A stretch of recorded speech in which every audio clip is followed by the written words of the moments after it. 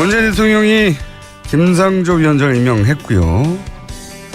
그러면서 이렇게 얘기했습니다. 국민 눈높이에서 통과된 것이다.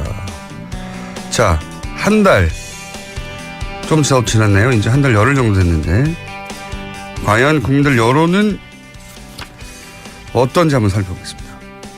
박시영 윈지코리아 컨설팅 부대표 나오셨습니다. 안녕하십니까? 네, 반갑습니다. 박시영입니다.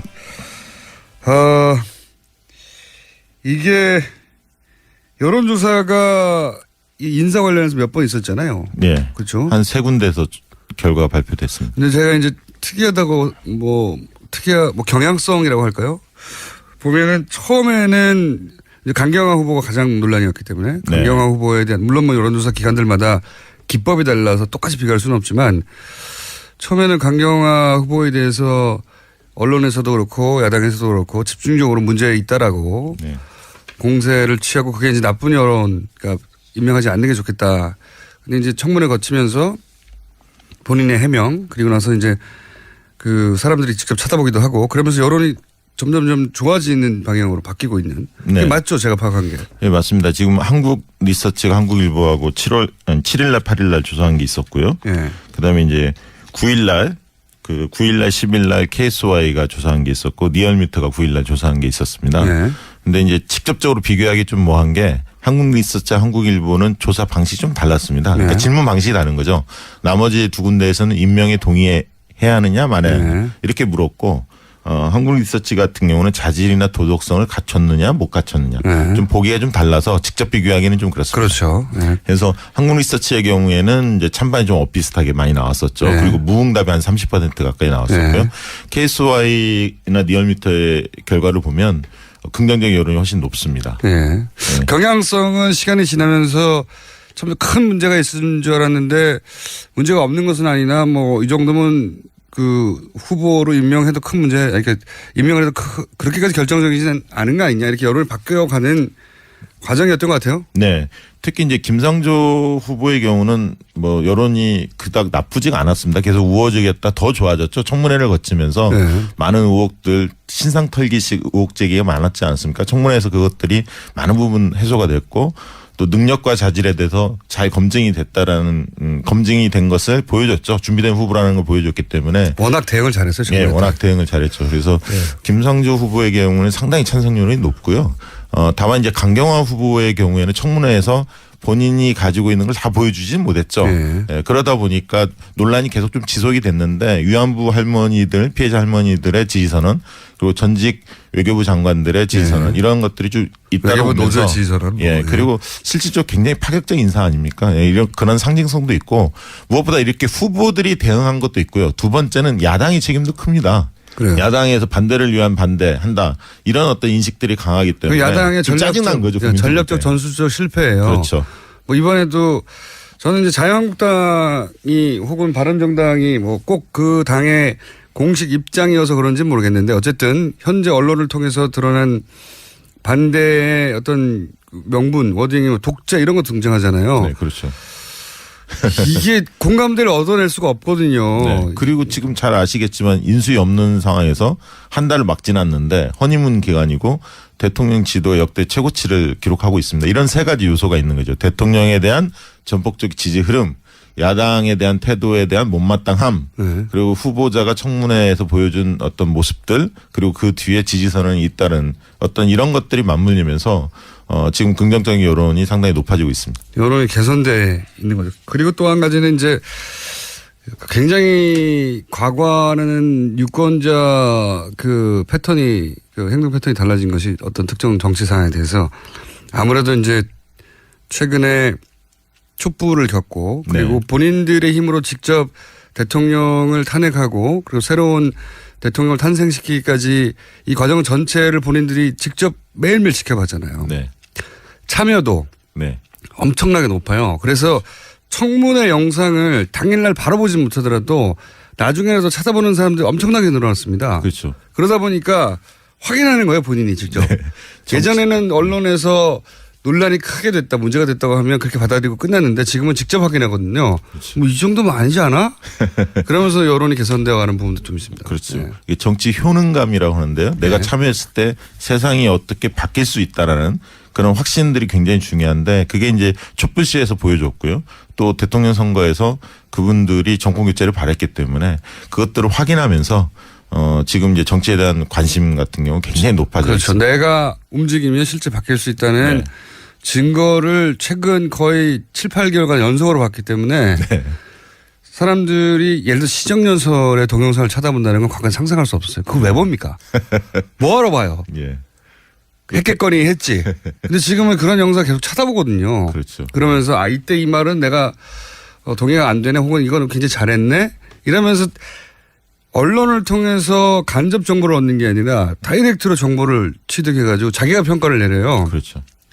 그리고 그런 사람 숫자가 많습니다. 아주. 네.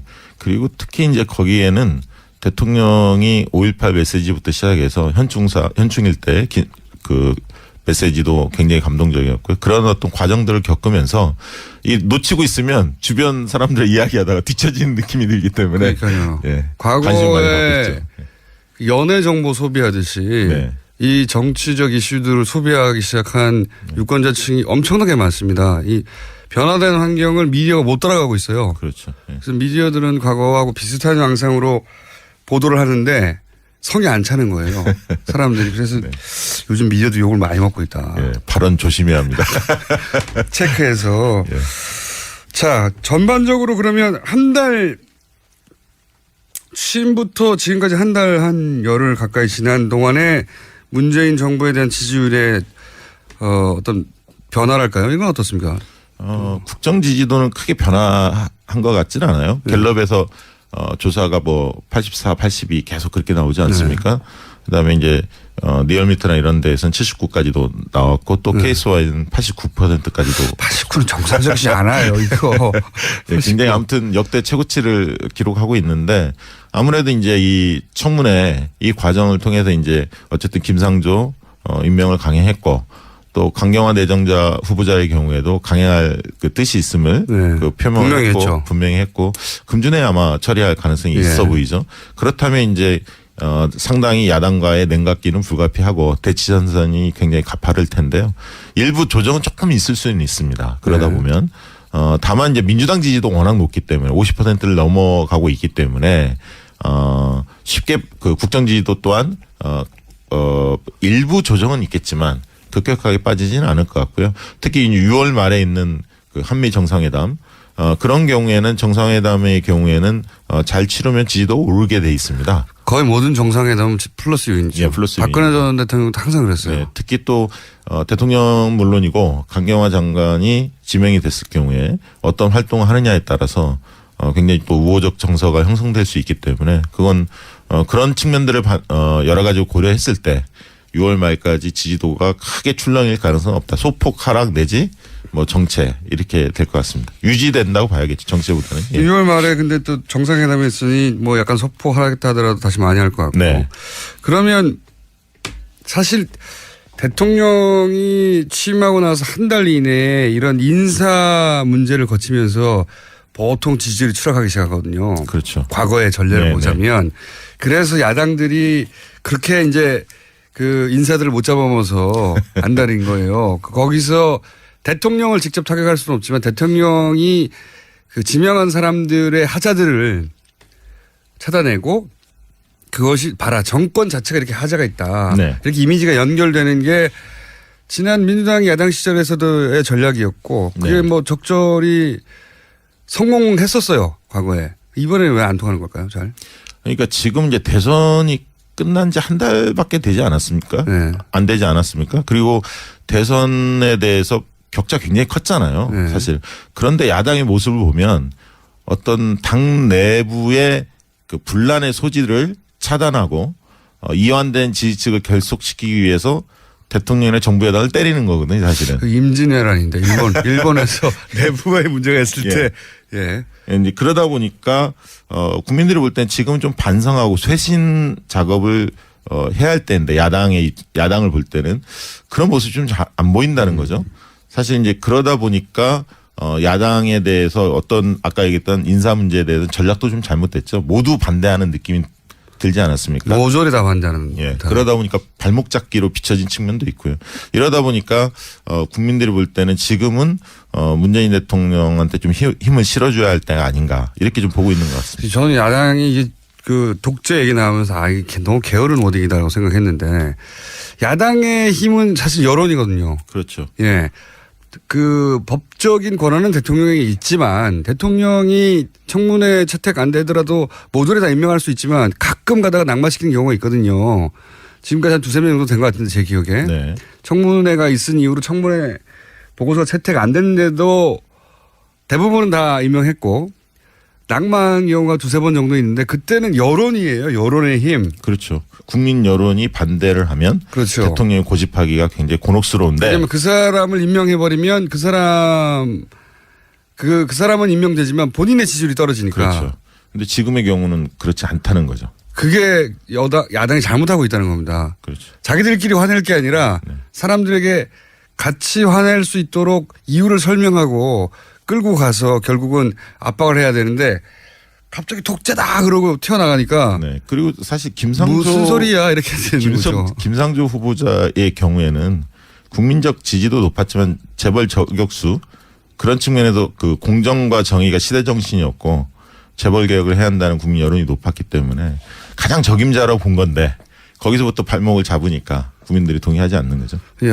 야당을 안 해본 기간이 너무 오래돼서 그런지 좀 답답해. 잘 못 싸운다. 이게 독재가 벌써 튀어나오면 앞으로 어떡하려고 그러나. 다른 어딘이 없어요. 전쟁이라고 그래야 되나 앞으로는 기아. 그러니까 지금 이렇게 되다 보니까 여당 야당 여야 전선이 형성되기보다는 야당하고 국민 간의 전선이 형성되는 느낌도 듭니다. 그러니까 국민들이 그만큼 짜증나 있는 거죠. 정부가 지금 그 여론을 자기들 편으로 못 만들다 보니까 네. 거꾸로 여론과 맞서게 되고 대통령하고 혹은 정부하고 각을 세워야 되는데 대중 여론하고 각을 세우게 되는 꼴이 돼버렸어요.